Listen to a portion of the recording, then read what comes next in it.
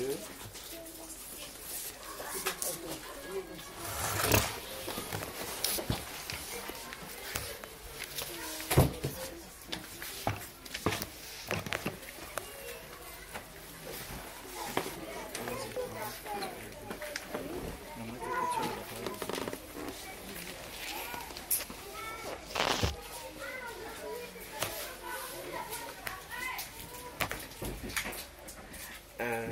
Je sais que le frère a déjà dit beaucoup de choses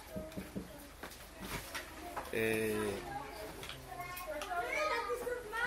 il y a, je peux dire, 2 ou 3 choses qui m'ont interpellé dans le message qui a été donné.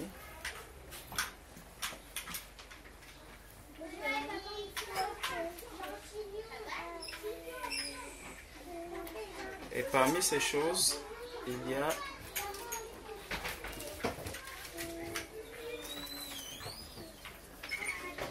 une qui va en droite ligne avec l'appel, avec les 2 appels en fait. Le frère a parlé de l'appel. Et il y a quelque chose qui est en droite ligne avec les 2 appels. Parce que quand on regarde comment est-ce que le Seigneur a travaillé dans le cas que le frère a pris, le cas d'Abraham, même le cas des disciples de Jésus-Christ, il faut savoir que entre les 2 appels, il y a eu un temps. Il y a eu un premier appel, il y a eu un deuxième appel, mais entre les 2 appels, il y a un temps, il y a une marche. Et c'est un peu cela qui a attiré mon attention. En me disant, lorsque le Seigneur appelle Abraham pour la première fois, Abraham a marché d'une certaine manière. Et de cette manière est arrivé le deuxième appel. De la même manière, lorsque le Seigneur appelle ses disciples, il y a eu un temps jusqu'au moment où il va leur adresser une mission, où il va dire que maintenant, voici, il va les appeler apôtres et tout, et tout, et tout, et tout. Donc, il y a ce point-là que j'aimerais qu'on regarde. Sans oublier dans le deuxième passage où le Seigneur parle, le Seigneur Jésus va dire, il y a beaucoup d'appelés, mais peu d'élus. Et la deuxième question donc que je me suis posée, c'est sur quoi est-ce que, sur quels critères est-ce qu'on peut voir celui qui est élu? Je ne sais pas si je me fais comprendre. Ça veut dire que lorsque le Seigneur dit il y a beaucoup d'appelés, mais peu d'élus, je suis parti sur le fait que dans le monde, il y a des élections qui se font. Mais comment on arrive à être élu? Vous voyez? Justement, dans le monde, il y a beaucoup d'appelés aussi. Si nous prenons un peu une élection présidentielle. On prend une élection présidentielle ou même la députation, les élections législatives ou autres. Au départ, il y a une masse. Et même au-delà même de cette masse qui se présente dans les cœurs des personnes, par exemple, vous pouvez voir dans un parti politique, il y a déjà des élections internes qui vont se faire. Il y a des sélections à l'intérieur même, peut-être des sous-partis. Dans les lobbies qui se forment, il y a même des personnes qui se disent, bon, moi, je crois que j'ai envie vraiment de postuler, j'ai envie de postuler. Donc, toutes ces personnes qui, dans leur cœur, savent que, bon, je suis dans un parti politique, donc, je suis appelé quand même à ce poste. Je suis appelé à ce poste. parce que je suis déjà dans un parti politique. Donc, je peux présenter ma candidature pour devenir maire. Je peux présenter ma candidature pour devenir président de la République. Je peux déposer ma candidature pour devenir député. Et même si tu n'es pas dans un parti politique, tout seul, tu peux aussi te lever et aller déposer ta candidature. Donc tout ça aussi, c'est le début de la marche, le début qui va t'amener à être élu à l'élection à la fin. Donc, ça va nous montrer un peu comment est-ce que le Seigneur, dans son amour immense, dans sa justice parfaite, arrive à dire à la fin que toi, tel que l'apôtre Paul lui-même a dit, j'ai combattu le bon combat de la foi, je sais que la couronne de gloire m'est réservée et tout et tout. Jusqu'au moment où l'apôtre Paul arrive à la fin de sa vie, c'est là où l'apôtre Paul arrive à sortir cette parole. Parce qu'il aura fait du chemin. Et pendant ce chemin, durant le chemin, il dit, je crains qu'après vous avoir prêché et tout, que je ne perde ma couronne à la fin. Donc on voit que dans le chemin de l'apôtre Paul, lui qui avait reçu une révélation, lui qui dit aux Galates que ce que je vous dis, je n'ai pas reçu cela d'un homme. Donc il recevait des paroles venant du Seigneur, il recevait des révélations venant du Seigneur, mais l'apôtre Paul travaillait à son salut avec crainte et tremblement. Donc ça veut dire, ça c'est le résumé déjà des 2 points. Allons commençons, je ne sais pas par où je vais commencer, mais il faut bien que je commence quelque part. Prenons Matthieu chapitre 22.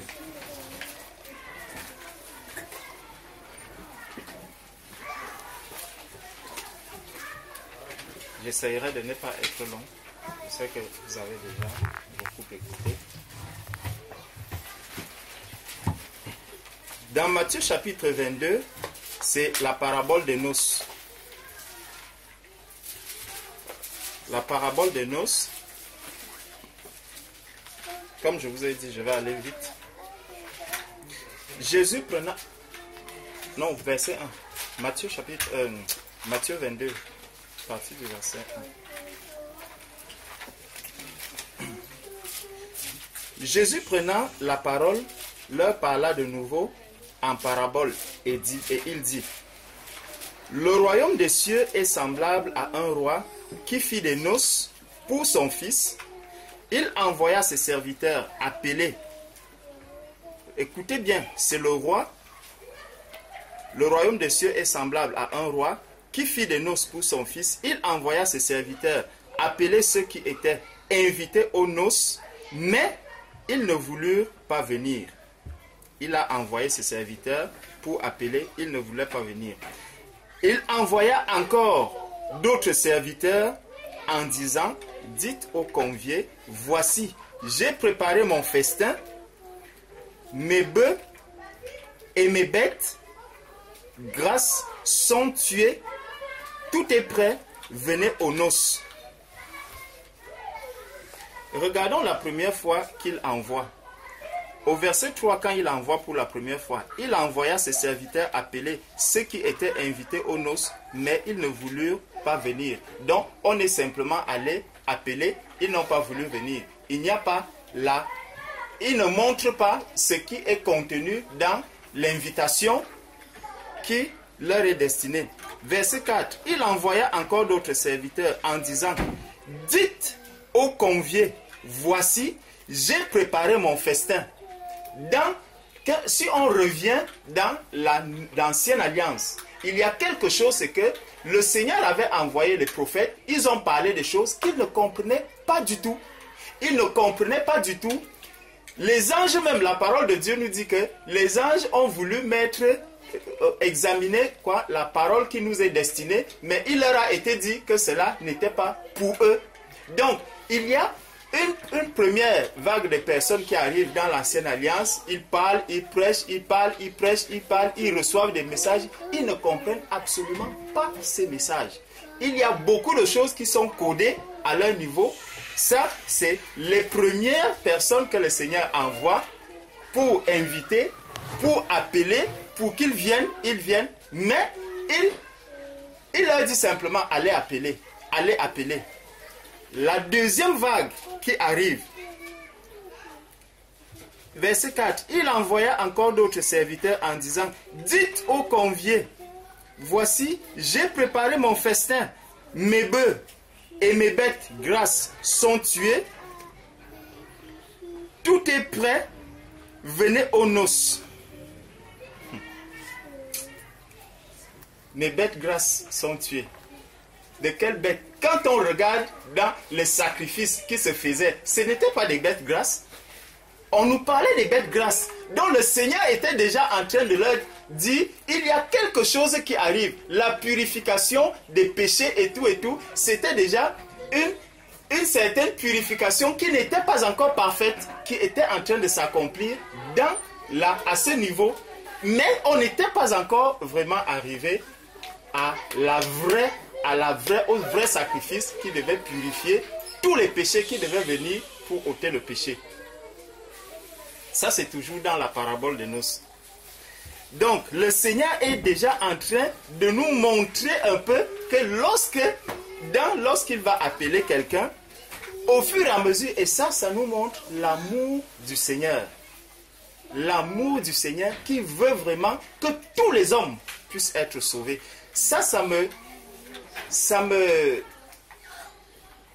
Je suis souvent étonné lorsque des personnes parlent souvent de la prédestination. Parce que quand on regarde la manière dont le Seigneur parle, ce n'est pas un test de l'ancienne alliance, c'est vraiment dans la nouvelle alliance où le Seigneur, c'est Jésus lui-même qui est en train de montrer ces choses-là pour que l'être humain ne pense pas que Dieu est un Dieu injuste. Dieu est juste. Dieu ne peut pas appeler des personnes comme ça, il les appelle pour leur dire à la fin que non, toi, je ne te connais pas, vas-y, pour rien, parce que je regarde la tête, je ne vais parler que de la tête de mon épouse. Il dit, regarde la tête, il dit, non, ta tête là, elle ne me plaît pas, vas-y. Non, Dieu n'est pas injuste. La parole de Dieu nous dit que nous sommes des belles créatures devant Dieu. C'est ce que le Seigneur a dit. Donc, sur quels critères on peut venir maintenant dire aux personnes que non, tu es prédestiné au salut, l'autre n'est pas prédestiné, tel autre. Ça, ce n'est pas un langage que quelqu'un qui croit en Dieu devrait accepter. Parce que quand on lit la parole, on essaie juste de décoder les messages qui se trouvent dans la parole de Dieu. Le Seigneur est en train de montrer, d'ouvrir les yeux, de révéler les choses profondes qu'il avait déposées au milieu des saints, dans l'Église, les choses qui appartiennent à l'Église, les choses que l'Église doit saisir pour vraiment avancer tête haute, pour avancer avec assurance, pour marcher et travailler à notre salut avec crainte et tremblement, en sachant que c'est une couronne que nous avons à la fin. C'est une couronne que nous aurons à la fin. Donc au verset 4, il commence à ouvrir certaines petites choses. Il envoya encore d'autres serviteurs en disant, dites aux conviés, donc précisez-leur, voici, j'ai préparé mon festin. Le festin est déjà préparé. Mes bœufs et mes bêtes grasses sont tués. Tout est prêt. Venez aux noces. Donc, vos péchés vont être lavés, vos péchés vont être purifiés, vous allez être pardonnés de vos péchés. Ne résistez plus à l'appel qui vous est adressé. Ne résistez plus à ces messages que vous entendez régulièrement. Venez, parce qu'il y a un festin qui vous attend. Il y a le festin qui vous attend à la fin. Tout est prêt. Verset 5. Mais sans s'inquiéter de l'invitation, ils s'en allèrent, celui-ci à son champ, celui-là a son trafic. Donc, malgré le fait que les péchés sont pardonnés, quand tu viendras dire à quelqu'un que vraiment la situation que tu es en train de traverser, mon frère, aujourd'hui tu es rosicrucien, ça ne te sert à rien. Aujourd'hui tu te bats pour tellement de choses. Si le Seigneur te retire le souffle de vie, qu'est-ce que tu diras? Le Seigneur a dit, recherchez la paix avec tout le monde et la sanctification, sans laquelle nul ne verra la face du Seigneur. Le Dieu juste, c'est lui qui le dit. Recherchez la paix avec tout le monde. Si tu n'es pas en paix avec ton frère, si tu n'es pas en paix avec ta soeur, attention. Si tu ne te sanctifies pas davantage, que celui qui se sanctifie davantage. Si tu ne te sanctifies pas davantage, attention. Le Seigneur a dit, la paix et la sanctification sans laquelle nul ne verra la face du Seigneur. Donc, recherche cette sanctification. Travaille pour cette sanctification. Sanctifie-toi mon frère. Sanctifie-toi ma soeur. C'est important. C'est crucial pour toi. C'est vital pour toi. Fais attention à ta sanctification. Fais attention à ta sanctification. Donc, d'autres sont arrivés, ils ont entendu l'invitation, ils ont même entendu le contenu de l'invitation, ils ont suivi ce qu'il y avait dans l'invitation, mais chacun a continué sa marche. Chacun a continué sa marche. Oh, ne me parlez pas de ce Dieu. Oh, Dieu, est-ce que... Quand tu vas même dire, mon frère, tu es né de nouveau. La marche que tu as, fais attention à cette marche. Mais attends, Dieu n'est pas, ce n'est pas un père fautard. Dieu n'est pas ceci, Dieu n'est pas cela. Oui, c'est vrai. Faisons attention, l'invitation a déjà été adressée. Donc, mais sans s'inquiéter de l'invitation, ils s'en allèrent. Celui-ci a son champ, celui-là a son trafic.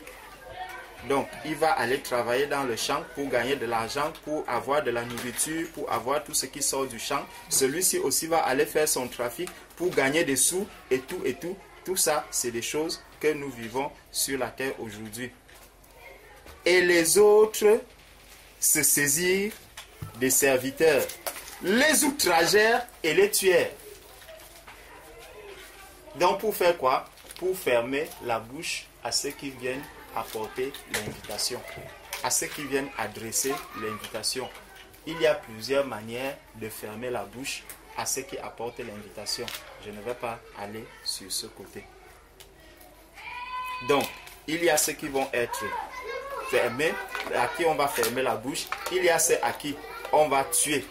N'oublions pas, le Seigneur avait dit, si tu dis raka à quelqu'un, tu as commis quoi? Un crime. Donc tu as commis un meurtre. Donc tu as tué. Quand tu insultes un serviteur de Dieu, attention. Et il dit ici que il les chassait et les tuait. Donc tuer, ce n'est pas que je vais apporter le couteau, je mets sur quelqu'un qui vient soit m'exhorter, soit m'encourager. Quelqu'un vient, il vient de ses deux pieds. Le Seigneur a dit, allez inviter les personnes. Tu vas exhorter quelqu'un, la personne se met à t'insulter. Sache que toi qui insultes, cette soeur qui est venue t'exhorter, ce frère qui est venu t'exhorter, tu es en train de commettre un meurtre devant Dieu. C'est un meurtre que tu es en train de commettre. Parce que c'est quelqu'un qui sert le Seigneur, c'est un enfant de Dieu que le Seigneur a envoyé pour t'adresser une invitation. De sorte que toi qui avais le cœur meurtri, toi qui avais la douleur, la souffrance dans le cœur, que cette souffrance-là soit ôtée et qu'elle soit remplacée par la paix de Jésus-Christ. Tu as rejeté cette invitation, tu es plutôt rentré dans les insultes, tu es rentré dans la calomnie, tu es rentré dans toutes sortes de paroles. Le Seigneur te dit, ils les chassèrent et ils les tuèrent. Je continue.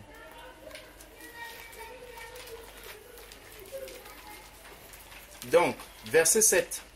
Le roi fut irrité. Insulter quelqu'un qui vient t'apporter un message de la part du Seigneur. Quelqu'un qui vient t'exhorter, quelqu'un qui vient t'encourager, quelqu'un qui sort même, vous voyez des personnes là en train d'évangéliser. Si quelqu'un est en train d'évangéliser, tu ne veux pas prendre son traité, mon frère, passe, ne l'insulte pas. C'est le temps qu'il pouvait prendre peut-être pour aller même causer avec ses frères, ses amis et tout, qu'il a pris pour venir dehors distribuer les billets d'invitation. Il invite. Si tu ne veux pas prendre, continue ton chemin. Ne porte pas quelque chose qui va irriter le Seigneur. On nous dit ici, le roi fut irrité. Il envoya ses troupes, fit périr ses mercenaires et brûla leur ville. Il y a plusieurs personnes qui traversent des situations qu'ils ne comprennent pas. Tu ne sais pas pourquoi tu te trouves dans telle ou telle situation. Qu'est-ce qui s'est passé même pour que tu n'arrives pas à t'en sortir de telle situation? Demande-toi, est-ce que je n'ai pas tué un serviteur de Dieu? Est-ce que je n'ai pas tué quelqu'un qui était venu avec une invitation de la part du Seigneur? C'est des choses qui sont que l'on peut minimiser. C'est des choses que l'on peut minimiser. C'est des choses que l'on peut prendre au premier degré. Mais le Seigneur, quand il dit ici que il vient et déjà dans son irritation, imaginez le Seigneur qui est irrité. C'est dans la nouvelle alliance que le Seigneur donne cette parabole. Il dit, il fut irrité, il envoya ses troupes. Donc là, ce n'est pas un seul. Il envoya ses troupes, fit périr ses meurtriers et brûla leur ville. Quand vous voyez des villes aujourd'hui, on vous dit que cette ville-là, elle a été vouée à peut-être à Maman, elle a été vouée à tel. Tous ceux qui sont là sont dans la Rose-Croix. Vous entrez dans les villes, c'est tellement lugubre, c'est tellement sombre. Pour que la parole de Dieu entre dans cette ville, c'est dur. Vous vous demandez pourquoi? Allez creuser, creuser, creuser, creuser, creuser, creuser. Vous allez trouver quelque chose. Quand le Seigneur dit quelque chose, c'est des choses que nous pouvons voir, mais n'ayant pas la bonne compréhension, la bonne lecture de la parole de Dieu, on se dit, mais pourquoi même dans cette famille, il y a des choses qui se passent comme ça? Pourquoi même dans cette famille? Regardez un peu dans les familles d'où nous sommes venus dans la chair. On va vous dire, cette famille, elle a été consacrée à telle. Cette famille avait été consacrée à telle. Quand on essayait de parler de Dieu à cette famille, quelle parole sortait de la bouche de nos ancêtres? Quelle parole sortait des bouches des ancêtres de nos ancêtres? Dieu, la parole de Dieu, ce que Dieu dit, il accomplit. Des familles entières sont brûlées, mais on voit des personnes qui sont debout. Dans cette famille, les gens ne se marient même pas. Les gens ne font même pas ceci. Non, dans ces villages, les gens ne progressent pas. Les gens ne font... Si tu ne sors pas de là pour venir demander pardon à Dieu, si tu ne quittes pas cette famille pour venir te repentir, on va aller chez Abraham pour voir comment Abraham était sorti. Si tu ne quittes pas cette famille, tu es brûlé, tu es anéanti parce que la parole de Dieu est en train de s'accomplir dans ta vie. C'est pour ça que nous devons, si le Seigneur a dit, mon peuple périt faute de connaissance. Si tu ne connais pas comment Dieu agit lorsque tu poses un acte, lorsque tu fais quelque chose, si tu ne connais pas comment Dieu agit, tu vas continuer à avancer comme ça. Tu vas continuer à avancer. Non. Ce que vous dites là, moi, je ne comprends pas ça. J'avance. Tu vas voir comment les choses vont se passer. Le Seigneur dit qu'il a envoyé ses troupes, il a fait périr ses meurtriers et brûler leur ville. Verset 8. Alors il dit à ses serviteurs, les noces sont prêtes. Donc le Seigneur revient toujours. Le Seigneur ne se disperse pas. Il y a un travail à faire. Il envoie des invitations. Son but, c'est que, comme la question que la sœur nous avait posée l'autre jour, où le Seigneur a dit, je bâtirai mon église et les portes de l'enfer ne prévaudront pas sur elle. Peu importe ce qui arrive, le Seigneur a un but, c'est les noces. Les noces doivent se passer comme il a prévu. Les noces doivent se passer comme il a prévu. Si tu ne veux pas poursuivre son chemin, je vous montre déjà un peu vers là où on va. Si tu ne veux pas poursuivre ton chemin, mets-toi à côté. Tu ne seras que parmi les appelés, tu ne seras pas parmi les élus. Ça ne sera pas de la faute du Seigneur. Ça sera parce que toi-même, tu n'auras pas à continuer jusqu'à la fin. Regardons, là je suis en train de nous montrer la persévérance du Seigneur. Le Seigneur lui-même est persévérant. Le Seigneur est persévérant. Dieu est persévérant dans ce qu'il est en train de faire. Même pour organiser les noces de son fils, il est persévérant. Il faudrait qu'il y ait des personnes qui arrivent. Peu importe les combats que le diable va vouloir mener, il va écarter. Dieu est persévérant. Il est persévérant. À certains moments, quand c'est dans le psaume qui dit « Ta houlette et ton bâton me rassurent ». À certains moments, Dieu prend le bâton pour frapper les meurtriers, pour frapper ceux qui sont en train de détruire son travail. Il les frappe et il revient à l'essentiel. Il rappelle toujours qu'il y a les noces. Donc, même quand il utilise son bâton, il n'oublie pas qu'il y a les noces. Il a inséré ici le bâton. Au verset 7, il a inséré le bâton. Il n'est pas resté longtemps sur le bâton, il est revenu au verset 8. Alors il dit à ses serviteurs, les noces sont prêtes. Mais les conviés n'en étaient pas dignes. Allez donc dans les carrefours et appelez aux noces tous ceux que vous trouverez. Allez appeler maintenant. Allez encore appeler, allez encore appeler, allez encore appeler, allez encore appeler. Bon. Ils sortent, ils s'en vont. Donc, le Seigneur arrive maintenant, il dit, et appelez aux noces tout ce que vous trouverez. Donc, toute personne que vous allez trouver là, appelez seulement, appelez. Verset 11. Verset 10. Ses serviteurs allèrent dans les chemins, rassemblèrent tout ce qu'ils trouvèrent, méchants et bons, et la salle de noces fut pleine de convives. Le Seigneur a dit, la moisson est grande, il y a peu d'ouvriers. Les ouvriers ne manqueront jamais dans le service du Seigneur.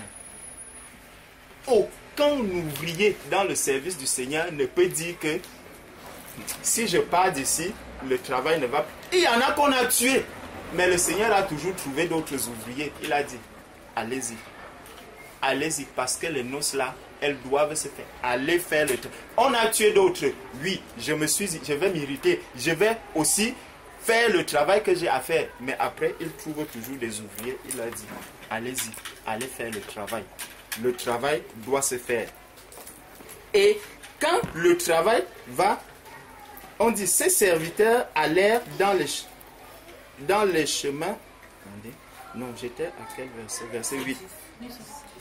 10. Voilà. Ces serviteurs allèrent dans les chemins, rassemblèrent tout ce qu'ils trouvèrent, méchants et bons, et la salle de noces fut pleine de convives. Appelez seulement, appelez seulement. N'oublions pas, le Seigneur plus haut a dit que ceux qui avaient été appelés là n'étaient pas dignes. C'est pour ça qu'il leur a dit, allez appeler d'autres. Donc, parmi ceux qui vont être appelés là, il y aura encore, déjà c'est ce qui arrive à la fin, il y en aura aussi qui n'en seront pas dignes, qui seront là. Mais allez appeler, ce n'est pas votre travail de dire que toi, tu n'es pas digne. Toi, allez seulement appeler et faites ce que je vous demande de faire. Ils trouvèrent méchants et bons, et la salle de noces fut pleine de convives. Le roi entra pour voir ceux qui étaient à table. Et il aperçut là un homme qui n'avait pas revêtu un habit de noces. Il lui dit, Mon ami, comment es-tu entré ici sans avoir un habit de noces? Cet homme eut la bouche fermée. Si celui-ci avait veillé, ça veut dire qu'il serait entré dans la salle, il aurait pris le temps de regarder ceux qui sont dans la salle, il aurait pris le temps de se regarder, il aurait eu le temps de s'examiner lui-même, il aurait eu le temps de comprendre que Dieu a dit, sanctifiez-vous. Dieu a dit, sans la sanctification, nul ne verra la face du Père. Dieu a dit ceci, Dieu a dit ceci, Dieu a dit, aimez-vous. C'est par l'amour que l'on reconnaît mes disciples. Dieu a dit, Dieu a dit. Si tu ne t'examines pas par rapport à toute cette parole de Dieu, tu vas te retrouver dans la salle, n'étant pas digne, avec des vêtements qui ne sied pas à ceux des personnes qui doivent être dans la salle. On peut être nombreux, on peut être plein dans la salle. Je ne connais la vie de X ni de Y, mais je connais ma propre vie à moi. Je connais ma propre vie à moi. Et lorsque je vais me retrouver dans la salle, est-ce que je me suis examiné? Est-ce que j'ai le vêtement qui me permet d'entrer dans la salle des noces? Les hommes m'ont appelé, mais il y a un qui va élire ceux qui sont là. C'est ceux qui auront le vêtement adapté à ce qu'il a convié pour la réunion qu'il a invitée. Voilà l'élection. Ce n'est pas l'élection s'établit de lui-même. Donc chacun s'élit. Il dit, il y a beaucoup d'appelés, mais il y a peu d'élus. Si tu veux t'élire, mon frère, lève-toi, sanctifie-toi, fais ce que le Seigneur attend de toi. Tu seras parmi les élus. Que quelqu'un ne te dise pas qu'il y a prédestination. Ce n'est pas vrai. Dieu, quand on regarde Dieu ici, il persévère, il fait tout pour que les gens arrivent, pour que les hommes arrivent. C'est pour ça que même dans l'église, au début, quand l'église commence, on dit, il persévérait dans l'enseignement des apôtres, dans les prières, dans la fraction du pain, dans la communion fraternelle. Il persévérait dans toutes ces choses. Parce que l'Esprit de Dieu est un esprit de persévérance. On voit comment Dieu lui-même, il persévère, il persévère, il persévère. Depuis la création, il est persévérant. Il ne se laisse pas abattre par le malin. Si Dieu n'était pas persévérant au niveau, même dans le jardin, il aurait abandonné Adam et Ève. Il aurait dit, bon, c'est terminé. À un moment même, il a dit, vraiment, je regrette l'homme que j'ai pu créer ici. Mais il ne l'a pas laissé. Il a continué. Tu regrettes d'être avec tes frères. Ne laisse pas... Continue. Continue, continue, continue. Va jusqu'au bout. Il y a un travail que tu as à faire. Dieu avait un travail à faire. Il a un travail à faire. C'est de continuer à appeler. Il lui-même a dit, il a donné les uns comme apôtres, comme prophètes, comme évangélistes. Jusqu'au dernier jour, il continuera à donner. Parce qu'il est persévérant, il persévère dans le travail qu'il a fait. Vous tuez les apôtres, vous tuez tous les prophètes. Dans un pays, il y aura toujours, lui-même a dit qu'il y en a un nombre qui n'a pas fléchi les genoux. Il est persévérant dans le travail qu'il accomplit dans l'église. Dieu est persévérant. Soyons persévérants. Ne nous laissons pas abattre. C'est difficile, mais persévérons dans ce que nous faisons. Persévérons dans ce que nous faisons. Persévère dans ta sanctification. Je sais, ce n'est pas facile. Aujourd'hui, on va voir les jeunes filles, elles sont là, elles se regardent, elles se disent, mais je n'ai pas encore le temps de me marier. Comment je n'ai... Ne va pas te prostituer, ne va pas te souiller pour rien. Persévère dans la sanctification. Persévère dans la sanctification. Ne baisse pas les bras. Dieu est persévérant. Le Dieu que tu sais est persévérant. Je n'ai pas encore de femme. Il me faut absolument trouver une femme. Ne va pas chercher une copine. Attends ta propre femme. Il faut persévérer dans la sanctification. Parce que le Dieu que tu sers est un Dieu persévérant. L'esprit qui est en toi, c'est un esprit de persévérance. Persévère dans la sanctification. persévère dans le travail que tu es en train d'accomplir. Les hommes peuvent négliger ce travail. Quand quelqu'un viendra rendre visite, elle n'est là que pour me rendre visite, mais elle m'apporte même souvent quoi? Fais ce que tu as à faire. Fais ce que tu as à faire. Persévère dans ce travail. Le Seigneur te dépose l'amour des bien-aimés qui sont affectés et autres. Je dois leur rendre visite. Même si on en aura même marre de toi, continue. Continue de le faire. Souvent, quand j'étais encore dans le monde, j'arrive quelque part, dès que je vois les témoins de Jéhovah qui sont placés là en train de distribuer les traités et tout. Les gens, si vous avez aussi laissé les gens avec l'histoire de la parole de Dieu. Donc, toute personne qui tient soit une Bible en main ou ceci, moi je les confondais directement aux témoins de Jéhovah. Je me disais que non, c'est des personnes, je ne sais pas pourquoi ils sont là. Donc, j'étais toujours dans le rejet de ces personnes. Toujours dans le rejet, toujours dans le rejet. Lorsque tu as déjà l'Esprit de Dieu, ta pensée change. Tu te réjouis maintenant de voir que je suis en un endroit, il y a un bien-aimé qui distribue des traités, il y a un bien-aimé qui parle de Dieu, il y a un bien-aimé qui est en train de louer, tu vas te retrouver avec lui, même si tu ne le connaissais pas, tu commences aussi à louer avec lui, tu commences à adorer le Seigneur avec lui. Parce que l'Esprit qui est en toi atteste que voici mon frère, voici ma soeur. Persévérons dans le travail que nous sommes en train d'accomplir dans l'Église. Donc, au verset 12, il lui dit, mon ami, comment es-tu entré ici sans avoir un habit de noces? Cet homme eut la bouche fermée.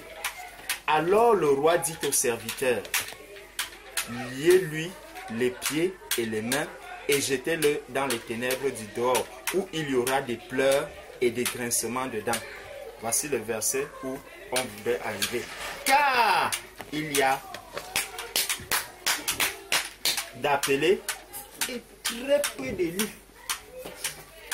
Très peu d'élus. Pourquoi ils ne sont pas élus? Regardons le processus de l'élection. J'arrive dans un parti politique, j'ai des visées pour être président. Je dis, ok, qu'est-ce que je vais faire? J'entre dans un parti politique. Premièrement, je vais commencer à payer des cotisations. Ne pensez pas que tu es dans un parti politique et c'est gratuit. Ce n'est pas gratuit. Il faut commencer à payer. Et tu payes avec quoi? Tu payes avec l'argent que tu as travaillé. Donc tu commences à travailler. Pourquoi? Pour l'élection. Tu ne vas pas être élu sans avoir travaillé. Regardez les personnes. Quand quelqu'un arrive chef d'État, vous l'avez vu dans les conseils, dans les meetings. Regardez comment il se gosille. Regardez comment il parle. Regardez. Aujourd'hui, ils ont compris que ce n'est plus avec la veste, parce que la veste t'étouffe même encore. Ils viennent maintenant en courte manche, où ils plient la chemise, ils plient, il se met là, il parle sous le soleil, il parle. Avant d'arriver même au meeting, il y a déjà un travail profond qui se fait avant. Je dis même avant de déposer la candidature pour dire que c'est elle qui est maintenant élue, c'est elle maintenant qui est sélectionnée pour aller nous représenter seulement dans le parti. Hein. Ce n'est même pas qu'il est déjà élu, seulement juste dans le parti. Il y a un travail profond que la personne va commencer à faire. Elle va rechercher la paix avec le maximum de collègues, des personnes qui doivent l'élire. Vous voyez, pendant les élections, vous arrivez là, quelqu'un qui n'est jamais entré dans votre maison. Il vient toquer là, on vous dit, c'est le candidat à telle élection. C'est lui. Il est en train de faire quoi? Il cherche l'élection. C'est l'élection qu'il est en train de chercher. Ce n'est pas pour rien. Le Seigneur nous a dit, recherchez la paix avec tous. Recherche la paix avec ton frère. Parce que ton frère, à un moment donné, il va fléchir les genoux. Il commencera à prier le Seigneur pour tes faiblesses. Il va commencer à prier le Seigneur pour les problèmes que tu as. Et tu vas voir comment tu vas commencer à avancer léger. Quand le Seigneur nous dit, recherchez la paix avec, c'est pour notre bien. Ce n'est pas pour le bien du Seigneur. Cela va nous aider. Si je ne suis pas en paix avec ma soeur, comment je pourrais m'adresser à ma soeur lorsque je suis dans des difficultés? Je ne pourrais pas. Je ne pourrais pas. Je sais que ma soeur a traversé une même difficulté que moi, mais comme je ne suis pas en paix avec elle, je ne pourrais même pas lui demander conseil. Je ne pourrais même pas aller la voir pour lui dire que ma soeur, vraiment, j'ai appris que tu as eu aussi telle situation. Comment toi tu as fait pour arriver au bout? Comment tu as fait pour traverser cette difficulté? Puisque je ne suis pas en paix avec lui, je ne pourrais pas le lui demander. Je vais rester dans mon état. Je vais commencer à prier, oh Seigneur, viens à mon secours. Le Seigneur te dit, va faire la paix avec cette personne qui a traversé la même situation que toi et tu auras la solution à ton problème. Ce n'est pas dans un rêve, dans un songe que tu l'auras. Tu l'auras auprès de ton frère ou de ta soeur avec qui tu n'es pas en paix. Va faire la paix avec cette personne et tu verras comment les choses vont se passer. Donc, le Seigneur nous appelle et il nous montre, il nous parle de cette élection. On voit comment des personnes, elles sont en paix, elles cherchent la paix. Il se déplace, il va dans des villes lointaines. Il sait que mon champ d'action s'arrête par exemple à Corbeil-Essonnes. Il va chercher à tout faire pour que jour et nuit, certains arrivent dans les maisons des personnes vers 22 heures. Vous pensez que c'est parce qu'ils ne veulent pas dormir? Il a le souci de son élection en tête. Il a le souci de son élection en tête. C'est pour ça quand le Seigneur nous dit veillez, veillez, ces personnes, elles ne dorment plus. Quand quelqu'un, et ça c'est une élection qui est, elle est là, proche, c'est une élection qui est proche. On va dire que notre élection, je ne sais pas, qu'est-ce qui te dit que demain toi tu ne vas pas mourir? Ton élection peut encore être plus proche que la sienne. Lui, ici sur la terre, on fixe une date des élections. On dit, les élections auront lieu le 25 décembre. Quand on dit le 25 décembre, aujourd'hui, tu sais que j'ai août, septembre, octobre, novembre et juillet. Donc, j'ai 5 mois devant moi. Tu vas commencer à te préparer. Tu vas commencer à te préparer. Tu vas commencer. C'est un peu l'image de ce qui se passe également avec l'élection dans notre royaume. Dès que le Seigneur t'a appelé, sache que je suis déjà en train de faire ce qui va m'amener jusqu'à l'élection. Dès le début de ma marche. Dès le début de ma marche. C'est pour ça que je nous disais, on va aller voir comment est-ce que Abraham a fait lorsque le Seigneur l'a appelé dès le début au deuxième appel. Et ça ne s'est pas arrêté. Jusqu'à la fin. Pourquoi? Parce que j'attends une élection. J'attends une élection. Ce n'est pas en dormant. Va déposer ta candidature. Après, tu fermes ta porte. Tu restes à la maison. Tu dors. Je crois que le jour-là, tu auras 0%. 0%. Tu seras peut-être le seul à aller voter. Peut-être même ce jour-là, quand tu vas arriver, tu vas oublier la date des élections et tu resteras à la maison. On va dire, mais il n'y a personne qui a voté pour lui. Donc même lui-même a refusé de voter pour lui. Parce que tu es juste. Si tu ne veux pas voter pour toi à ce jour-là, tu es juste. Tu n'as rien fait pour ton élection. Tu n'as rien fait pour être élu. Chacun de nous doit travailler pour son élection. Chacun de nous doit se mettre au travail. Comme ces députés, ces maires, ces présidents qui cherchent à être élus. Travaillons, mes frères et sœurs, pour notre élection. C'est très important. Ce que nous voyons là tous les jours, quand les bien-aimés, on arrive, on nous dit, ah, tel est décédé, tel est décédé, tel est décédé, tel. Le jour que tu décèdes, où tu es parmi les personnes qui étaient dignes d'entrer, de rester dans la salle de noces, où tu es parmi les personnes qui n'avaient pas le vêtement qui convient à la cérémonie et tu seras mis dehors. Dieu est juste. Dieu est juste, qu'on ne nous mente pas que prédestination, c'est un mot qui n'a pas de sens. Dieu est juste. Dieu est juste. Même si les gens vont même parler que sur la terre, il y a des lobbies, il y a ceci qui vont se faire. Même pour ces lobbies-là, qu'est-ce que les lobbies vont faire? Ils vont même aller peut-être voir des personnes, peut-être même donner l'argent.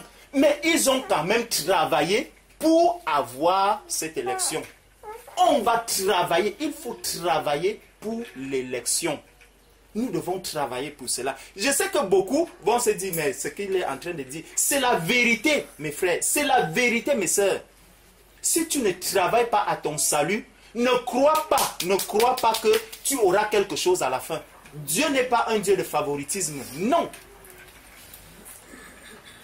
Si tu es dans le péché, mon frère, ma soeur, sors de là. Sors de là, abandonne ça. Parce qu'il y a l'élection qui est devant toi. Ne perds pas la tête par rapport à quoi que ce soit. les jours sont mauvais, le temps est court. Personne ne connaît le jour où il quittera cette terre. Ça peut être par l'enlèvement, comme ça peut être par la mort. Donc le Seigneur dit, il y a beaucoup d'appelés, mais il y a peu d'élus. Allons donc voir un peu comment est-ce que le Seigneur a appelé Abraham.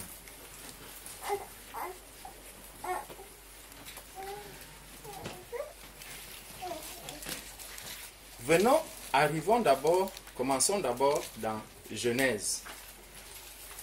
Genèse chapitre 11, d'abord. Je vais prendre quelques versets dans les textes que mon frère a lu tout à l'heure. Prenons Genèse chapitre 11, verset 26. Déjà. Térak, âgé de 70 ans, engendra Abram, Nacor et Haran. Donc, voilà la naissance de qui? D'Abram. Qui de nous ici peut dire qu'il n'est pas encore né? Si nous sommes sur la terre, c'est parce que nous sommes nés. Hein?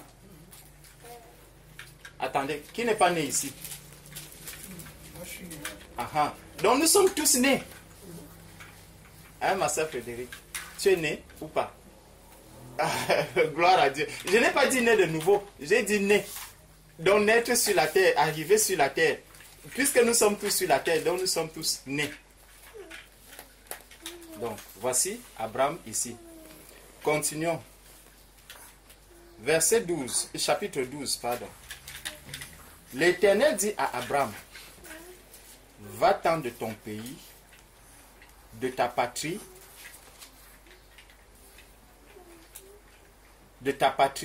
et de la maison de ton père, dans le pays que je te montrerai. Le Seigneur ne dit pas à Abraham que va dans n'importe quel pays. Il lui a donné une direction précise. Et le Seigneur est venu lui parler. Abraham n'avait pas... comment je peux dire ça? Abraham n'était pas dans une forte intimité avec le Seigneur ou quoi que ce soit, non. Souvenons-nous de la parabole des noces. Il a envoyé, il a dit, allez appeler. Donc ici aussi, le Seigneur vient, il vient appeler lui-même. Il vient appeler aussi Abraham. Il lui dit, viens. Tu n'iras pas en désordre. Donc il y a un jour, ou un vendredi, où on avait parlé sur les disciples. Et on avait compris par la parole de Dieu que il y a beaucoup de personnes qui sont des disciples du Seigneur, qui sont là à l'extérieur et qui pensent que à la fin, ils vont dire, ah, moi j'étais ignorant. Non. Quand tu acceptes déjà la parole de Dieu dans ton cœur, tu dois déjà commencer à marcher. Quand tu as déjà un frère ou une sœur autour de toi à qui tu as parlé de Dieu, qui a compris la parole de Dieu, veille, commence à veiller sur cette personne. Ce n'est plus une personne à laisser comme ça, à la voler, faire ce qu'elle veut ou tout. Non, il faut commencer à veiller sur ces personnes. Il faut commencer à veiller. Donc, l'Éternel dit à Abraham, va-t'en de ton pays et de ta patrie et de ta maison, de ton père, de la maison de ton père, dans le pays que je te montrerai. Il y a d'abord le pays, ensuite il y a la patrie, il y a la maison du père. Donc, tout ce qui était lié à toi dans la chair, il lui dit, quitte cela, quitte ces choses-là. Verset 2, je ferai de toi une grande nation et je te bénirai, je rendrai ton nom grand et tu seras une source de bénédiction. Donc, quand le Seigneur t'appelle à faire un travail, quand le Seigneur t'appelle, n'imagine pas que Dieu va te laisser tomber. Dieu va faire de grandes choses dans ta vie. Ne regarde pas déjà les souffrances. Ne regarde pas ce que tu vas quitter. Ne regarde pas toutes ces choses qui te détiennent captives dans la désobéissance. Ne regarde pas toutes ces choses, tous ces privilèges que tu détiens et qui t'éloigne du Seigneur, qui te maintiennent éloigné du Seigneur, ne regarde pas toutes ces choses. Laisse toutes ces choses-là. Le Seigneur, lorsqu'il a dit à Abraham que quitte ta patrie, quitte ton pays, ta patrie, la maison de ton père, c'est des choses vraiment que Abraham aimait, que Abraham ne t'attache pas, ne t'attache pas. S'il y a quelque chose qui te maintient au péché, s'il y a quelque chose qui t'empêche de te sanctifier, vraiment, bien-aimé, quitte cela. Laisse cela, sépare-toi de ces choses. C'est la première chose que le Seigneur avait dit à Abraham. Sépare-toi. Il y a tout ça, tu étais avec ton père, c'est lui qui a amené la femme vers toi, le mariage et tout, et tout, et tout. Lui, il a fait tout cela. Sépare-toi de ça. Si tu ne te sépares pas de ce qui te tient dans le péché, il te sera difficile de passer du premier appel au deuxième appel. Il te sera difficile. Ça peut être des personnes qui n'arrivent pas à se convertir simplement parce qu'ils aiment tellement les boîtes de nuit. Il aime tellement les boîtes de nuit, il regarde les boîtes de nuit, il dit, mince, si je me convertis, donc je n'irai plus en boîte. Non, ça, je préfère laisser, j'attends. Il y a un moment. Oui, continue d'attendre. Mais est-ce que tu connais le jour où tu vas te présenter devant le Seigneur? Donc, s'il y a quelque chose qui nous tient, qui me tient ou qui te tient, le Seigneur nous dit, sépare-toi de cela. Parce que la suite va encore être plus difficile. La suite. Donc, il dit, je bénirai et je maudirai ceux qui te maudiront, et toutes les familles de la terre seront bénies en toi. Verset 4, Abraham partit comme l'Éternel lui avait dit, et Lot partit avec lui. Abraham était âgé de 75 ans lorsqu'il sortit de Charan. Continuons. Donc là, l'Éternel, verset 7, l'Éternel apparut à Abraham et dit, je donnerai ce pays à ta postérité. Et Abraham bâtit là un autel à l'Éternel qui lui était apparu. Donc on voit l'Éternel qui commence maintenant à apparaître dans la vie d'Abraham. Il commence à avoir une relation avec Abraham. De temps en temps, il vient lui parler. Il vient lui parler physiquement. Il vient lui parler. Donc, Abraham commence à connaître petit à petit le Seigneur. Il commence à connaître le Seigneur. Il le transporta de là vers la montagne à l'orient de Bethel. Et il dressa ses tentes ayant Bethel à l'occident et Haï à l'orient. Il bâtit encore là un autel à l'Éternel. Regardez Abraham, il a déjà commencé à faire le travail pour son élection. Il a déjà bâti un autel ici. Il arrive encore là, il bâtit un deuxième autel. Il a commencé son travail. Abraham a commencé son travail. Dès le début, il était déjà à l'œuvre. On attend souvent des années que non, je n'ai pas encore là. Voilà Abraham. Il s'appelle encore Abraham. Il ne s'appelle pas encore Abraham. Il s'appelle Abraham. Mais il a commencé déjà à faire le travail. À bâtir les autels pour le Seigneur. Est-ce que c'est le Seigneur qui lui a dit, va me bâtir un autel là-bas? Non. Non. Abraham a vu que là où je suis ici, vraiment Seigneur, qu'est-ce que je peux... Non, il n'y a qu'un autel que je dois... Et Abraham fait l'autel, il dépose l'autel. Le Seigneur pouvait venir et lui dire, je ne t'ai pas demandé de bâtir l'autel. Quitte de là, ce n'est pas le travail que... Non, Abraham a fait ce qui plaisait au Seigneur. Et c'est pour ça que là où on le conduit, il comprend que j'avais déjà bâti l'autel là-bas. Je n'ai pas reçu de réprimande du Seigneur. Donc je peux encore bâtir un autel ici. Il commence à faire son travail. Quand on dit les appels, il y a un travail qui a fait. Dieu t'a appelé pour fais ce travail. Fais ton travail, fais le travail que tu as à faire. Tu as reçu vraiment dans le cœur que je dois rendre visite aux malades. Mais lève-toi, va rendre visite aux malades. Quand tu parleras de rendre visite aux malades à quelqu'un qui n'a pas cet appel-là dans son cœur ou qui n'a pas le désir de faire ce travail, il va... Mais ma soeur, attends, tu n'iras quand même pas rendre visite à tous les malades. Est-ce que tous les malades sont des chrétiens? Est-ce que tous les malades font ceci? Est-ce que il va te casser dans le travail que tu es en train de faire? Mais vous n'avez pas reçu le même travail. On nous a dit qu'il est sorti de là avec l'autre. On ne voit pas l'autre en train de faire le même travail que lui. Mais on nous parle d'Abraham. On nous parle d'Abraham. Tu as reçu dans ton cœur que je dois faire. Fais le travail que tu as à faire. Et persévère dans ce travail. Donc, l'Éternel, voilà, verset 8, il le transporta de là vers la montagne à l'orient de Bethel et il dressa ses tentes, ayant Bethel à l'occident et Haï à l'orient. Il bâtit encore un autel à l'Éternel et il invoqua le nom de l'Éternel.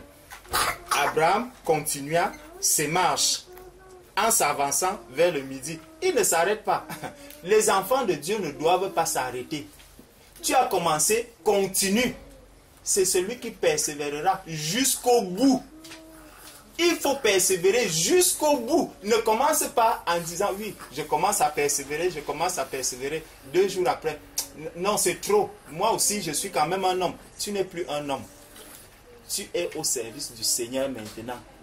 Persévère, va jusqu'au bout. Si tu es déjà arrivé au bout, tu t'arrêtes. Et tu arriveras au bout le jour où tu vas être dans ton siège devant le Père.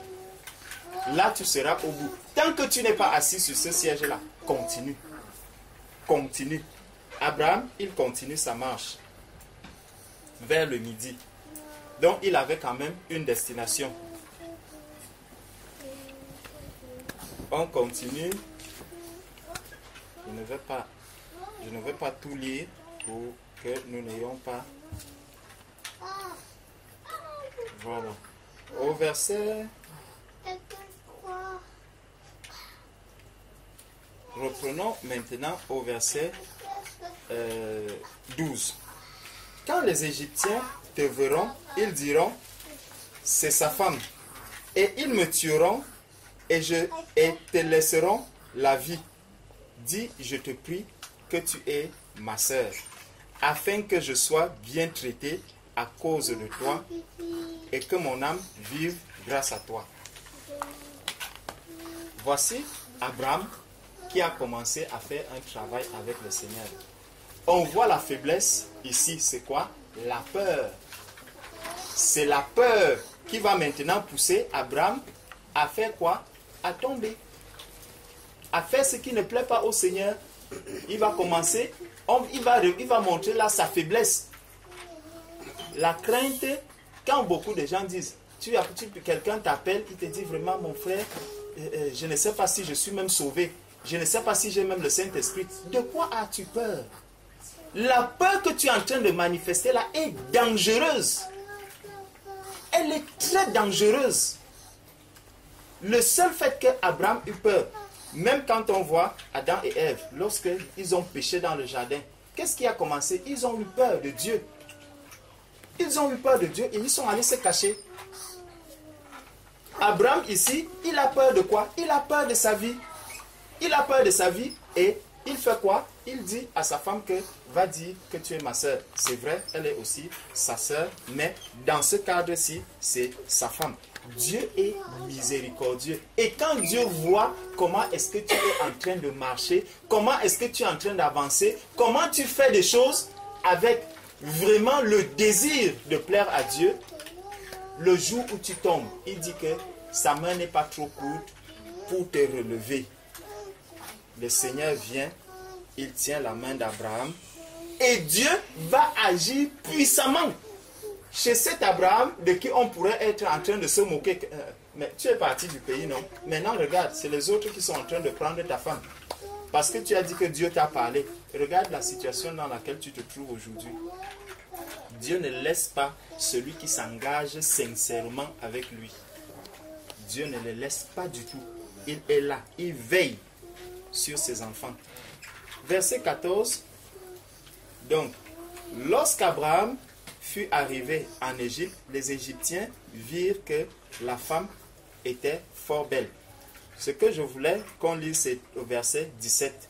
Mais l'Éternel frappa de grandes plaies Pharaon et sa maison au sujet de Saraï, femme d'Abraham. Le Seigneur ne laisse pas, même si tu vois un enfant de Dieu dans une faiblesse, si tu te moques de cette faiblesse, attention. Attention, attention, attention, attention. Tu vois, genre, je dis, ah, vraiment, quand le frère la parle, c'est comme une femme. Attention. Fais attention. Fais attention. Ce que tu es en train de dire là, cette voix, c'est Dieu qui me l'a donnée. Où est-ce qu'il allait chercher ça? C'est Dieu qui me l'a donné. J'en ai déjà entendu. Que non, frère, toi, il faut m'avoir la voix d'un homme quand même. Quand tu parles, oui, c'est la voix que le Seigneur m'a donnée. Si tu entends cette voix et que ce qui sort de là peut te dire quelque chose, gloire à Dieu. Ne regarde pas la voix ni quoi que ce soit. Écoute ce qui vient de cette voix.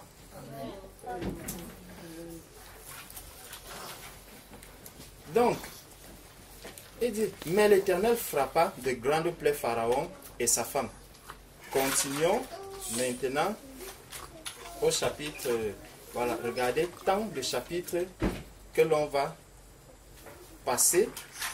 Arrivons maintenant, donc il y a le chapitre 13 tout entier, le chapitre 14, le chapitre 15, le chapitre 16. Regardez jusque là et allez voir un peu le travail que Abraham est en train de faire pour le Seigneur, le travail qu'il est en train de faire. Depuis qu'on l'a appelé, il n'est plus retourné dans sa patrie, dans sa maison. Il a commencé une marche, il a commencé un travail et il a un but. Contre vents et marées, il va avancer. Dieu est là. Dieu est là, il encadre.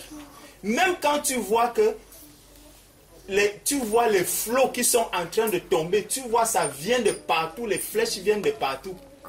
Dis seulement, Seigneur, je ne suis pas arrivé ici de moi-même, c'est toi qui m'as dit, quitte ta patrie, quitte ton pays, quitte ta maison, quitte ton père, la maison de ton père, et vas-y, Seigneur, c'est avec toi que c'est grâce à toi que je suis venu et je sais que tu me conduis et tu me conduiras jusqu'au bout. Tu continues seulement à faire le travail. Le Seigneur s'occupera du reste.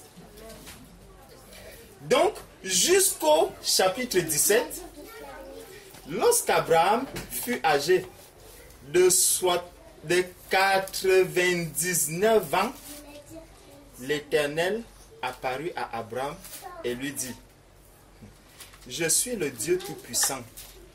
Marche devant ma face et sois intègre. Le Seigneur ne lui dit pas que assieds-toi, non. Il lui dit marche. Marche. Tu ne vas pas être élu en restant sur place, assis dans un fauteuil. Non, ce n'est pas dans ces conditions que tu vas être élu. C'est en marchant, c'est en travaillant, c'est en courant, c'est en traversant. Parce que vous pensez que ces personnes qui sont élues, ces autorités qu'on élit, celui-là va arriver dans une ville où il y aura des personnes qui sont opposées à son parti politique. Il dit, tu ne passes pas ici. Tu ne passes. Parfois, c'est la police qui vient l'arrêter et le faire même faufiler pour qu'il puisse avoir une porte de sortie. C'est des barrières que l'on va rencontrer dans le travail du Seigneur. On va s'opposer vigoureusement à ton travail que non, tu ne fais rien ici. Tu sors d'ici, on ne veut pas de toi. Tu es d'où? C'est quel parti? C'est vous qui êtes arrivé ici. Quand vous êtes arrivé, on a commencé à mettre les lignes bleues. Les gens ont commencé à payer. Oh, avant, on ne payait pas ici. Votre parti ici, vous ne mettez pas les pieds ici. Ah! Tu essaies de... Non, on vous a dit, on ne veut pas de vous ici. Ils vont tout faire, tout faire. Mais ce qui est curieux, c'est que dans cette ville, vous allez quand même voir, peut-être le jour de l'élection, il y a quand même 2 voix qui arrivent à sortir pour ce parti. Ça veut dire que Dieu, partout, dans tout le travail que tu vas vouloir faire, même lorsque c'est difficile, comment? C'est difficile, continue seulement. Si tu vois que je devais aller parler à tel endroit, je n'arrive pas, fléchis les genoux, commence à prier pour cela, commence à prier et continue ta marche. Dieu va susciter ne serait-ce que les 2% là. Du travail, tu devais parler, tu n'as plus parlé, tu as commencé à parler seul dans ta chambre, alors que tu devais prêcher dans une foule devant les personnes. On t'a empêché d'aller le faire. Prêche dans ta chambre, tout seul. Tu fléchis les genoux, tu commences à prêcher. Tu dis, Seigneur, toi-même tu transmettras cette parole là où je devais prêcher. Et la personne qui devait recevoir cette parole va la recevoir. Tu continues ta marche. Tes 2% vont apparaître là. Ne t'arrête pas, mais marche, avance avec le Seigneur.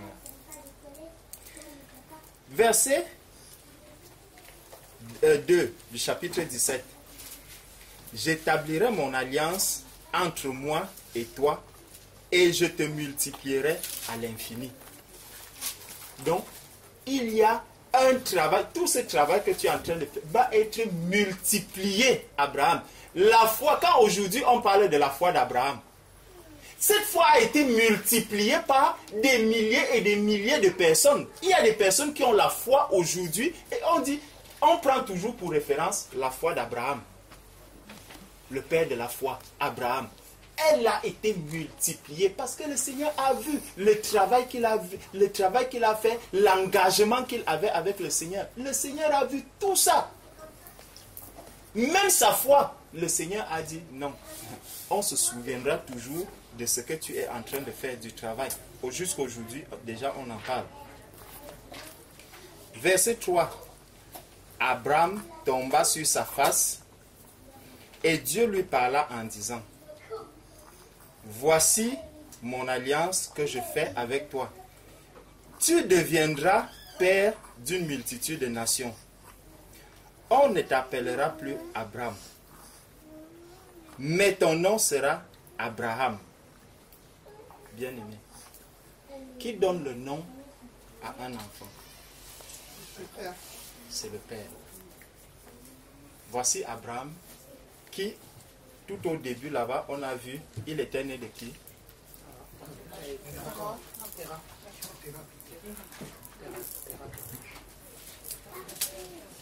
On l'a lu tout au début. Terah. Voilà. Ici, il reçoit quelqu'un d'autre comme père. Dieu devient le père d'Abraham ici. C'est pour ça que quand mon enfant naît, j'arrive à l'hôpital, je dis, votre fils s'appelle qui?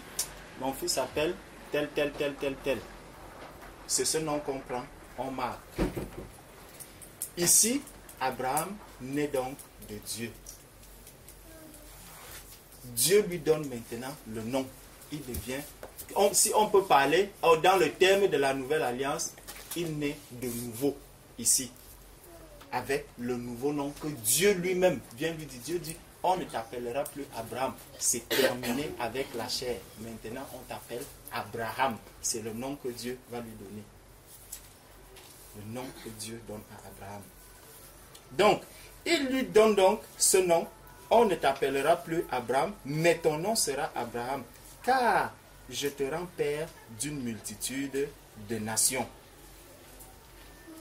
Et Abraham, à partir de maintenant, il va donc affirmer encore davantage dans l'assurance. Parce qu'avant, il y avait Abraham qui était en train d'agir, on voyait la chair, on voyait toutes ces choses. Mais maintenant qu'il a eu la confirmation de Dieu que désormais tu n'es plus Abraham, tu es Abraham. Tu es mon fils bien-aimé en qui j'ai mis toute mon affection. Abraham arrive maintenant, il va commencer à faire le travail. C'est pour ça que lorsque Jésus-Christ sort des eaux du baptême, la parole de Dieu arrive. Jésus aussi, déjà, le cas de Jésus, longtemps en avance, quand on lit, par exemple, le texte d'Ésaïe, on nous donne déjà le nom que le fils devait avoir. Quand on regarde la même chose avec Isaac, c'est pour ça qu'on fait toujours le rapprochement entre Isaac et Jésus. Parce que même ici, on va voir que le Seigneur vient déjà donner le nom de l'enfant qui sortira du ventre de Sarah. Le nom qui sortira du ventre de Sarah. Et le frère Jean-Paul, lorsqu'il embrayait dessus en disant que Ismaël, qui est né de la chair, le Seigneur ne va pas prendre les choses de la chair pour les ramener dans son royaume. Non, il prend Abraham, il le transforme d'abord en Abraham, et c'est après avoir transformé Abraham qu'il y aura la circoncision et tout, et tout, et tout, et tout, et tout. Et de la même manière avec Ismaël, il le prend également, il va aussi le circoncire. Parce que Ismaël, né de la chair, Isaac maintenant, le Seigneur a déjà donné le nom d'avance de Isaac. D'avance, il s'appellera Isaac. Donc, c'est vraiment un enfant qui a une grâce particulière de la part de Dieu. Il a une grâce particulière. La même chose, quand on regarde le cas de Jésus-Christ, son nom est déjà connu d'avance, avant même qu'il n'arrive sur la terre. Donc ça, c'est le travail que nous voyons Dieu en train de faire avec Abraham. Et dès ce moment, on va voir comment Abraham n'aura plus de peine à offrir Isaac à Dieu. Pourquoi? Parce que Dieu lui a confirmé que c'est moi maintenant ton père.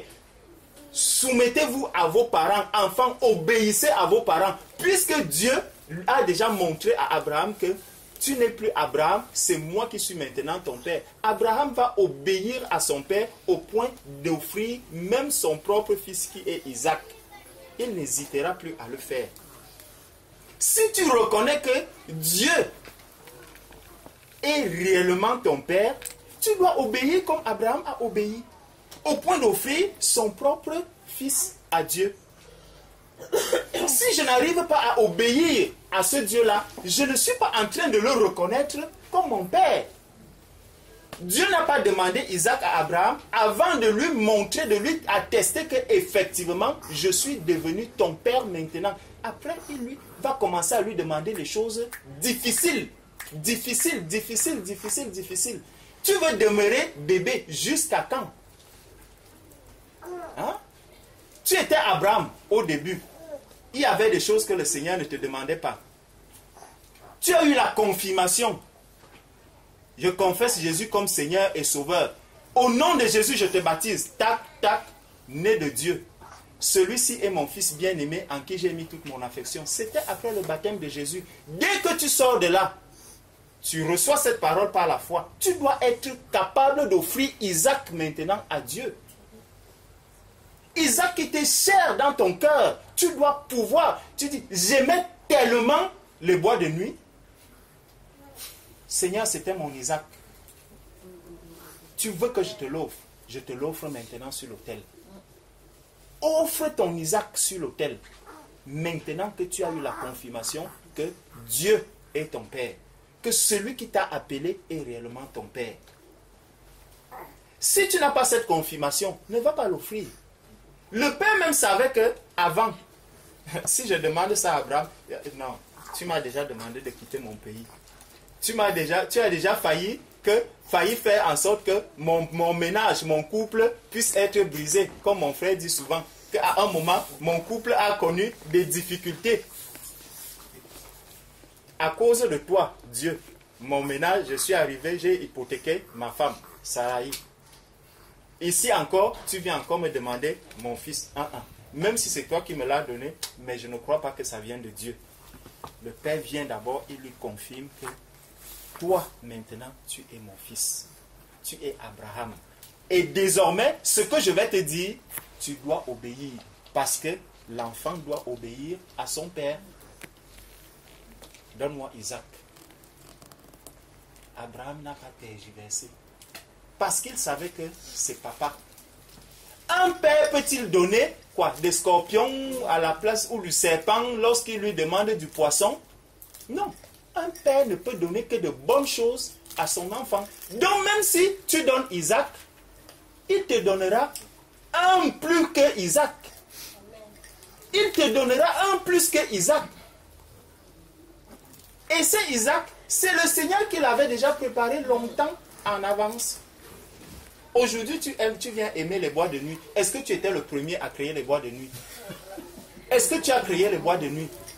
Ce que tu aimes là aujourd'hui, non, moi, j'aime trop les femmes. Est-ce que tu étais le premier à aimer les femmes? Il y a des hommes qui ont aimé les femmes avant toi, qui ont laissé ces choses. toi aussi tu peux les laisser. Abandonne. Viens offrir cet Isaac-là sur l'autel au Seigneur. Tu aimais trop mentir. Tu n'étais pas le premier à mentir sur la terre. Il y a des gens qui ont même gagné le trophée de mensonge. Aujourd'hui, laisse ce mensonge, offre-le sur l'autel. Tout ce que tu aimais, j'aimais insulter. Est-ce que tu es le premier qui a insulté sur la terre? Il y a des gens qui ont sorti les livres d'insultes. Prends ton livre d'insultes, pose-le sur l'autel et dis c'est terminé aujourd'hui. C'est ce que le Seigneur attend. Lorsque le Seigneur t'a appelé, il t'appelle maintenant à montrer que réellement, j'ai reçu dans mon cœur que c'est toi qui m'as appelé. C'est toi qui es désormais mon Père. Je dois obéir à mon Père. Pourquoi on va tergiverser dessus? Non, ceci, cela. C'est ton Père ou ce n'est pas ton Père. Ce qu'il t'a demandé de faire, fais-le. Et tu attends. Il ne peut pas te donner quelque chose de mauvais. Il va te donner ce qui te convient. Donc, on continue. Où est-ce que je peux même encore partir? Je peux encore prendre quel texte?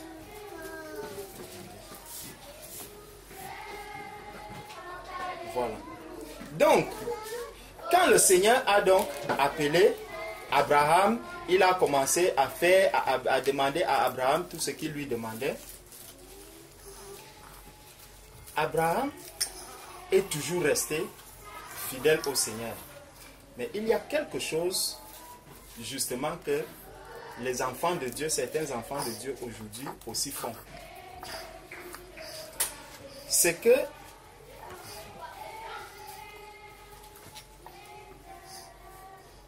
voilà. Donc, le Seigneur ayant appelé Abraham, ils ont avancé, il a avancé avec lui. On a vu le rapprochement qu'on faisait avec quelqu'un qui est né de nouveau et tout. Donc, quand je suis donc dans cette assurance que vraiment, je ne suis plus Abraham, je suis maintenant devenu Abraham. Quand je suis devenu Abraham, je vais toujours me souvenir que, vraiment, il y a le jour où le Seigneur m'avait appelé et où il m'a dit, non, restez au pied, restez là, je vais faire une grande nation de toi, je vais faire une grande nation de toi. Tu penses que ça va tomber du ciel et du jour au lendemain, la grande nation va se... Non, Abraham a commencé à travailler comme on a vu, il a commencé à travailler. Et comment ça se voit souvent dans la marche d'un enfant de Dieu? Certains enfants de Dieu, en tout cas beaucoup d'entre nous, ils se lèvent et disent, je vais prendre un temps auprès du Seigneur, au pied du Seigneur. Donc il va au pied du Seigneur, il prend des jours de jeûne, il prie, il loue, il prie, il loue, il prie, il loue, il prie, il loue. Il se retrouve à la montagne. Il est là à la montagne avec le Seigneur. Quand il sort donc de la montagne, déjà étant à la montagne, tu as dit, Seigneur, je vais quand même prendre 10 jours de jeûne à la montagne. Le 9e jour, quand vous êtes en boîte de nuit, à un moment donné, quand la fin va arriver, on commence à baisser la lumière. Tac, tac, tac. À un moment donné, on vient vous signaler que bon, c'est terminé. Même dans les magasins ou les centres commerciaux, on commence à éteindre les lumières on laisse seulement la lumière de la caisse. Il va falloir sortir maintenant. Les derniers jours où tu vas sortir du jeûne, tu vas rester dans cette lumière. Le fond là, il commence déjà à s'obscurcir. Tu as pris 10 jours. Quand tu sors le 10e jour, après, tu restes là, tu dis, le 11e jour, je vais encore me retrouver là dans cette ambiance que j'avais avec mon père et tout. Le père te parlait tous les jours, pendant les 10 jours. Le 11e jour, tu dors, tu te réveilles. Mais je n'ai rien reçu aujourd'hui. Le 12e jour, je suis là. Le 13e jour, vraiment, je ne comprends pas. Est-ce que j'ai même perdu le salut? Est-ce que le Seigneur ne me parle même plus? Pourtant, quand j'étais dans le jeu, lui, Tu es allé dans le jeûne. Tu es sorti du jeûne. Le Seigneur t'a chargé. Il t'a donné les choses. Tout ce que tu as reçu de là. Mais va, fais marche maintenant. Avance maintenant. N'attends plus que non, je vais rester au pied du Seigneur indéfiniment. Non, tu ne peux pas rester au pied. Le Seigneur ne veut pas que tu restes à ses pieds tous les jours. Moïse est parti, c'était pour un temps. Il est revenu et c'était pour faire un travail. Abraham, il a entendu que tu es Abraham. Le Seigneur lui a montré tout ce qu'il a fait. Il fallait maintenant que Abraham commence à marcher. Tu as été appelé à faire un travail. Ne reste pas là en te disant, oui, le Seigneur a dit, vraiment, les âmes vont se convertir, les malades vont guérir, je vais guérir les malades. Reste dans la maison, tu vas guérir ces malades. Sors, fais le travail que le Seigneur attend de toi. Accomplis ce que le Seigneur attend de toi. Marche, va faire ce qu'il y a à faire. Ne fais pas comme Pierre avait fait à la transfiguration. Il arrive à la transfiguration, il voit la gloire du Seigneur et tout. Il dit, oh, il est bon qu'on construise des tentes ici. Jésus lui a dit, oh, tu te trompes. Tu ne peux pas rester ici indéfiniment avec moi. Va faire le travail pour lequel je t'ai appelé. Va. Tu es dans la présence du Seigneur. Oui, tu reçois des choses. Tu vas recevoir. À un moment, le Seigneur te dit, stop. Va faire maintenant le travail. Parce que tu as tout reçu. Il y a tout ce qu'il te faut comme outil pour que tu travailles, pour que tu accomplisses le travail que Jésus-Christ a fait sur la terre. Tu avais besoin de quoi? Père, vraiment, j'étais perturbé dans mon âme. Je vais prendre des jours de jeûne. Tu rentres dans ces jours de jeûne. Le Seigneur restaure ton âme complètement. Quand tu sors de ce jeûne-là, ton âme est totalement restaurée. Tu dois faire le travail que tu étais appelé à faire. Tu dois faire ce travail. Tu n'es pas parti au pied du Seigneur pour dire, Seigneur, je veux rester à tes pieds indéfiniment. Le Seigneur l'a refusé à Pierre. Ce n'est pas à toi qui va l'accepter. Non. Tu ne vas plus amener Jésus dans une transfiguration indéfinie. Jésus même ne s'était pas transfiguré indéfiniment. Non. Ressors de là où tu es. Des multiples jeûnes que tu es en train de faire, sors de là. Viens faire le travail que le Seigneur te demande de faire. Viens faire ce travail-là. Ce n'est pas quelqu'un d'autre qui va le faire. Tu dois faire ce travail pour confirmer que effectivement, j'ai mon Père me parle, j'écoute, je fais le travail de mon Père. Ce n'est pas quelqu'un d'autre qui va faire ce travail. Ce n'est pas quelqu'un d'autre qui ira prier pour l'autre. C'est toi, Abraham. C'est toi qui vas prier pour ces autres qui sont là autour de toi. Ce n'est pas quelqu'un d'autre. Donc, laissons les montagnes indéfinies. Je me vais à la montagne aujourd'hui, tu reviens de la montagne 2 jours après. C'est comme si Dieu m'a même déjà abandonné. C'est que je ne ressens plus la présence de Dieu. Tu es d'aller demander quoi à Dieu à la montagne? Tu ne vas pas à la montagne pour le plaisir d'y aller. Je vais parce que mon âme est en peine. Seigneur, je viens à tes pieds. On a vu Anne qui était là. À un moment donné, elle a reçu ce qu'elle devait recevoir. Tac. Tu dois repartir. Dieu ne nous attend pas à ce qu'on reste indéfiniment à ses pieds, à ce qu'on reste indéfiniment à la montagne, à ce qu'on reste indéfiniment dans la transfiguration, à ce qu'on reste... Il y a un temps où nous serons avec le Père éternellement. Pour le moment, nous sommes encore sur la terre. Il y a un travail que nous devons faire sur la terre. Faisons ce travail. C'est ça, c'est là où le Seigneur nous attend. Dans le travail qu'il y a à faire sur la terre. Donc, je vais m'arrêter là. Je sais que peut-être il y a quelqu'un d'autre qui a à dire. Moi, je vais d'abord m'arrêter là. Que Dieu vous bénisse. Amen.